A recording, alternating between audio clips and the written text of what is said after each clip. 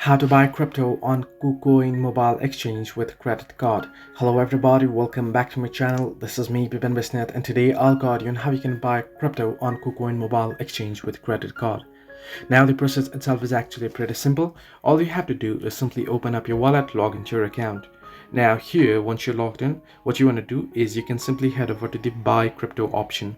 Now in my case, I'm not verified. You can see it's still on review, but you can head over to assets. I'll just show you. Then you can see the buy crypto directly option.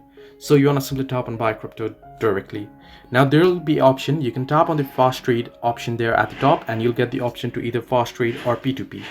Either ways, what you can do is whichever option you choose, you can choose fast trade, right? Then you want to select the particular crypto, and then you want to tap on buy USDT. You'll get the list of options that are available. Now in my case, it's still under review, so it's taking some time. But then what you want to do is you want to choose the credit or debit card as your payment option, and then enter in your details, and you can go ahead and pay it using credit card.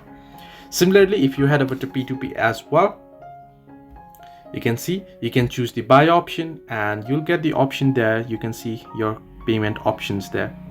You can see what kind of payment options is available, and you can go ahead and choose it and make payment as well.